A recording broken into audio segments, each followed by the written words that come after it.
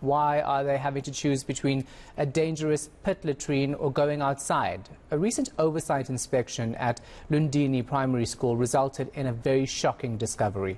Now, the province continues to struggle to eradicate pit toilets. Let's hear from the Provincial Education Department spokesperson, Mali Mtima. Mali, thanks for your time. We appreciate it. So first tell me how many pit latrines you actually have at schools right now. Our baseline. I think you've muted Mali. Right. There you go. Hear me now? Yeah. I'm saying our baseline in 2018 was 105, but over time we've for instance we've finished more than 400 ablution facilities and headed over to the schools. About 277 of the total number is at the is at the completion phase, and the outstanding were busy at the tendering phase for each and every one of those that were outstanding. Of course, we're doing that through the help of the SAFE project that comes from the DPA and the presidency, which seeks to ensure that we eradicate all inappropriate ablution facilities in the province. By when? 2023 is the last year for us to do that. Hence, as we speak, we are happy with the progress because the amount of work that has been done and the commitment from the service providers and the implementing agent is making us happy because now and then there are meetings that are held, of course, chaired by DPE for accountability purposes with all the CEOs of the implementing agent to update us on the progress that has been made. Yeah, okay, I need to get this clearly because you were breaking up in terms of how many pit latrines there currently are in the Eastern Cape. Give me that number. I'm saying we had about 1.5 toilets that needed to be, or ablution facilities that needed to be eradicated. More than 400 has been finalized and handed over. More than 280 are currently at the completion phase, while others, the outstanding number is those that are currently at the tendering phase. Okay. Now, how long does it take to build a toilet? Why is it taking so long? Look, as the department, we solemnly lately we have solemnly depended on the SAFE project because remember, for those schools that already built, they have their facilities. So for us to eradicate those that have already been built, we're using SAFE. For those that have not, institutions where there are no schools and everything, we're using ACD. That is helping to ensure that when we build a school with all the necessary facilities, from ablution facilities, water, fencing, and electricity.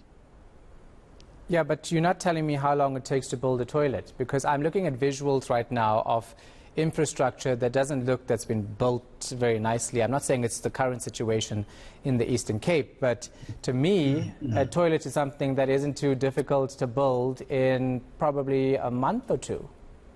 Look, it's not as easy as you think, because in certain areas where we are about to build, we are having challenges that range from community disengagement. For instance, where you have to build a school or we have to build a new facilities, ablution facilities, and then local contractors will also march or protest, needing to participate, while already the list for those that are going to be constructing those facilities have been drawn already, and also the community disengagement when it comes to vandalism, because some of the toilets or ablution facilities that we have, especially especially in areas like PE, East London, and other rural areas. They are being vandalized by the same communities. That is why we're saying one of the challenges that we're encountering currently is the disengagement of the community. We are calling and appealing to our communities to assist us to ensure that those that have already been built are maintained and looked after and are not vandalized by the same community members who happen sometimes to have children or kids that are studying in those schools. Yeah. Now, the oversight visit by the National Council of Provinces to Lundini Primary School, right, in the OR Tambo district recently. That's why we're doing this interview, because it's quite shocking that the DA's Yusuf Kasim says there are 6 pit latrines used by both learners and teachers, but the seats are actually too large for the younger, smaller pupils to actually use the pit latrine, so they're going into snake-infested bushes. So, in terms of oversight, when a pit latrine is even put up for the time being, are you going to make sure that it's been done properly? Currently, like I said to you, we are working with the National Department and the Presidency to ensure that every facility that is being built is the state of the art and meeting the minimum standards that have been set and prescribed by the Ministry. Secondly, like I said, there are facilities that are in our schools that have been vandalized. To an extent, that's why we are calling for the community participation to ensure that those that have already been erected or already been built, people do not steal the doors, people do not steal the locks, people do not steal the toilet seats or the urinals. Because in certain instances, you learn that while we have built the facility, it gets to be damaged by the same communities that is supposed to be protecting it.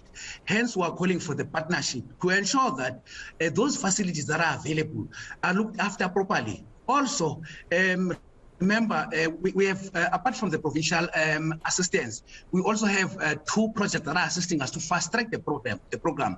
It's safe, sanitation appropriate for education, and ACT to ensure that we eradicate. That's why I'm saying we are happy with the progress, and we are sure that come 2023-24 we'll be done with it. How can you be happy with progress when you still have children in 2022 using pit latrines? How can you tell me that you're using the standards of the President and National Department to actually make sure that they're done properly, when I'm telling you that this NCOP visit found that there are toilets that are too big for youngsters to use and they're being forced to use bushes where snakes are? How is that okay? I don't feel like any of your justification here is okay when you're risking the lives of youngsters. I should have told you that apart from what you are saying, as the department, we are undertaking an audit of our facilities to ascertain the intervention that is needed on those that are already existing. Remember, like I said to you, there are norms and standards that have been set for the facilities to be built. For instance, where we have realized that a construction company built toilet ablution facilities for learners that are supposed to be grade R or utilized by grade R learners, rather putting facilities that are meant for adults. Where we have seen those, we've intervened through ensuring that we look at the specification, and we are working with implementing agents to ensure that, like I said, ensure that all those standards that have been set are met. And in those facilities where we have not started construction, we are going to construct, because we have 3 programs, like I said, that are meant to ensure that they assist us to fast-track the program. You see what the problem is. First of all, there was no proper oversight, because if there was proper oversight, you wouldn't be having to conduct an audit about toilets that are too big for children. So that's your own doing. That's your own fault as a department in the Eastern Cape, because surely whenever a pit latrine is erected, you have the duty to make sure that it actually met your standards in the first place. But that wasn't the case. So now you're going to waste more of taxpayers' money to conduct an audit on toilets, which is absolutely ridiculous. No, we're not only auditing toilets, we're auditing our infrastructure to check which one needs revamping, and etc., etc. In those audit also included is this. And in the Eastern Cape, like I said to you, we are having 3 institutions that are assisting us. Number 1. Number 2, the issue of, remember, ablution facilities were built by institutions. After we have realized that there was no consistency, the ministry provided with the norms and standards for constructing ablution facilities for learners. And as such, currently as we speak, I can take a tour with you. All those facilities that have been handed over as we speak are having state-of-the-art facilities for the learners that are, for instance, like grade R up to grade 3 that are meant for them, that are appropriate for them, because as the department, we're working with all these institutions to ensure that the norms and standards that have been set are met. Yeah, you know, Lindari, last question. Do you have kids? Yes. And you would be okay with them going to the Lundini Primary School? Are you okay with that? Look, it's not about my kid. It's about the departmental policies being implemented and service delivery going to people. Like I said to you, in those schools like Lundini that have not that have got challenges, we are coming to them. Like I said, I didn't hide that we are having as assistance to ensure that we eradicate those that are inappropriate. Where we have seen that facilities that are built are not meant for young learners, we have intervened as the department, of course, working with all the implementing agencies to ensure that we stick to for instance, we stick to the scope of work and or the principle that was set, so that at the end of the day, all those learners that are in those facilities are in facilities that are meant for them. For instance, last week, Friday, we're handing over Njajambo in Pedi. You can go there. You will see that. No, I don't want to go there. And also, I'm very well done for all of the good work you're doing and actually trying to sort it out and the strides you're making. But the reality is, I'm talking about students who are actually still having to use pit latrines or bushes to actually relieve themselves. And it's